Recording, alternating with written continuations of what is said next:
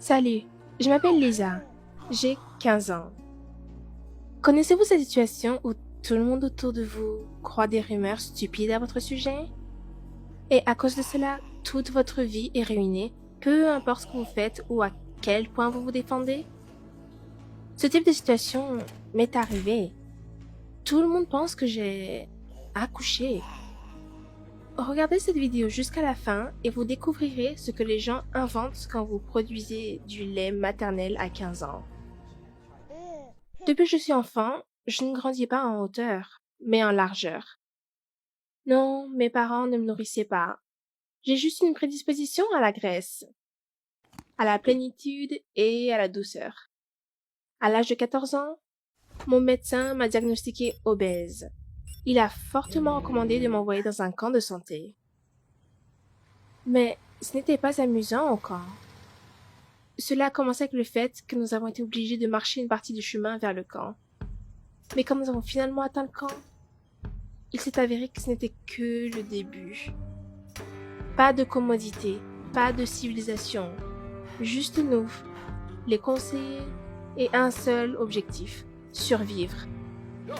Je pensais que c'était un camp de santé, pas une prison.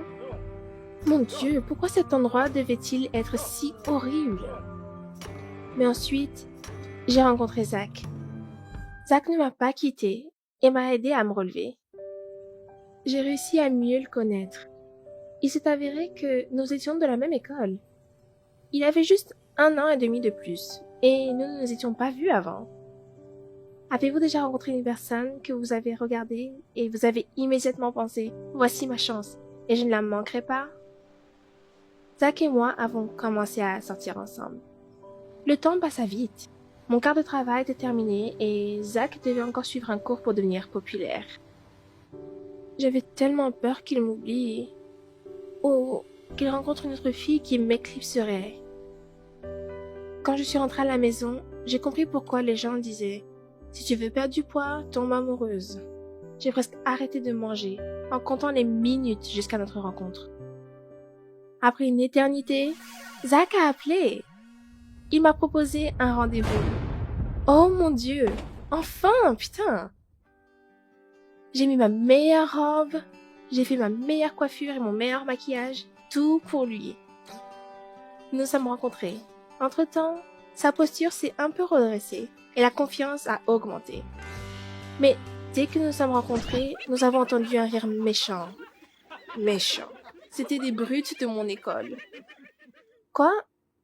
Ai-je oublié de vous en parler plus tôt? Oh, ce gars m'intimidait à propos de mon poids depuis l'école primaire. Mais j'ai appris à rester ferme et à ne jamais y prêter attention. Mais c'était un vrai test pour Zach. Même si j'ai perdu du poids, on m'appelait toujours grosse à l'école. Ça rendait furieux Zach. Il voulait être populaire et je ruinais tout.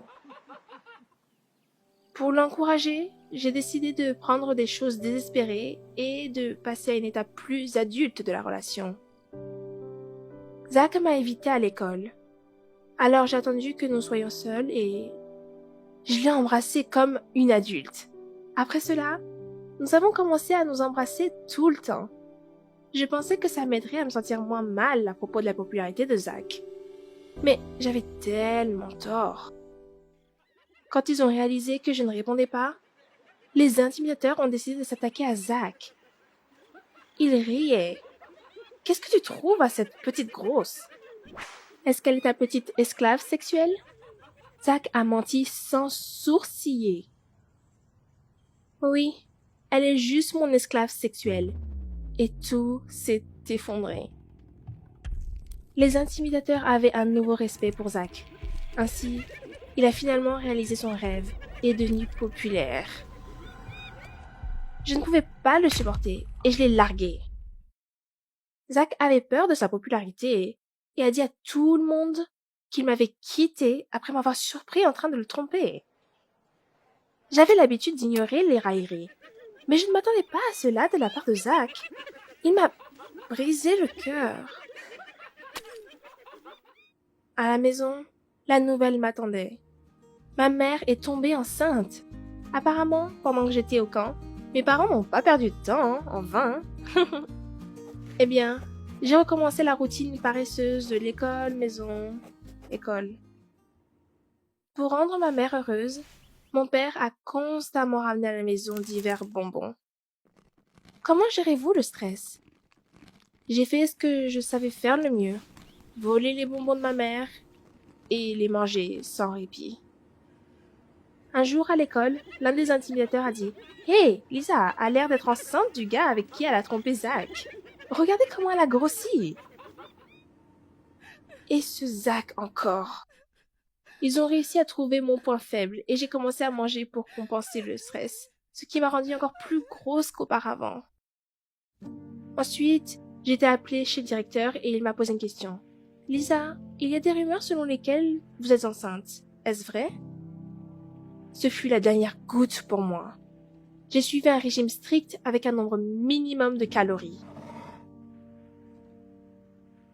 En été, j'ai commencé à faire du sport dans l'arrière-cour, tout comme au camp. Et ensuite, ma mère a donné naissance à ma petite sœur, Nancy. Un matin, je me suis réveillée et j'ai remarqué que ma chemise de nuit entière était mouillée. Il s'est avéré que sur ma poitrine coulait du lait.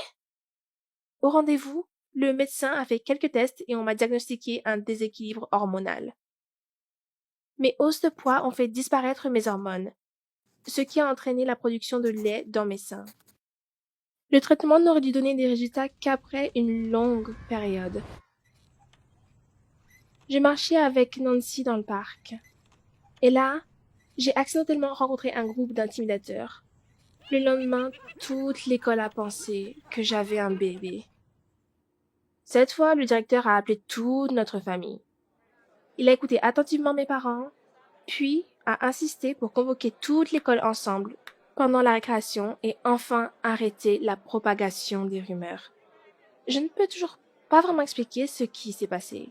Nancy, pour une raison quelconque, a commencé à tendre la main vers moi, se débattant et pleurant. Peut-être avait-elle peur du microphone? Ma mère a dit quelque chose du genre « Tu veux manger? Sois patiente. Ta maman te donnera à manger à la maison. » Et puis, j'ai senti un écoulement. Le lait coulait de mes seins, comme jamais auparavant. Apparemment, il y avait tellement de lait que mes bonnets ne pouvaient pas le supporter. J'aurais dû m'enfuir immédiatement.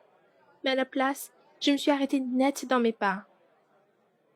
Quelqu'un du public, et je sais qui, avec certitude a crié.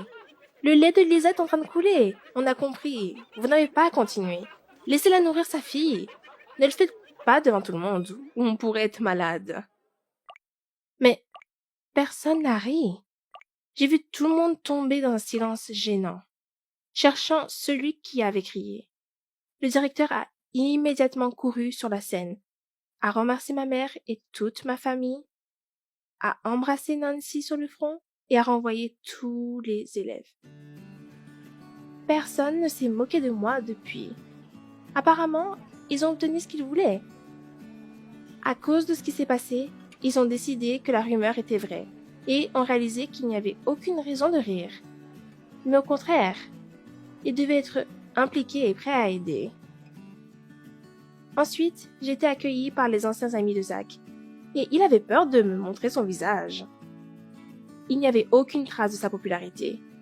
Il a été éclipsé par une mère célibataire, fière telle une lionne, la reine de son école. Et même si tous prétendaient croire la déclaration de ma mère, il ne faisait aucun doute que Nancy était ma fille. J'ai vraiment essayé de changer leur avis. Après cela, le directeur m'a dit qu'il m'aiderait à entrer dans une université très prestigieuse. Apparemment, il avait toujours honte de l'incident sur scène. J'ai juste laissé tomber. Les gens croiront toujours ce qu'ils veulent croire. Même les rumeurs les plus stupides qui sont confirmées par des coïncidences. Et si oui, au diable ces gens et leurs potins! J'ai une sœur cadette à prendre en charge et une université prestigieuse où aller. Croyez-vous aux rumeurs? Et combien de fois dans votre vie y a-t-il eu des coïncidences qui ont influencé l'opinion des autres sur vous? Parlez-nous-en dans les commentaires. Et abonnez-vous à la chaîne pour ne pas manquer de nouvelles histoires.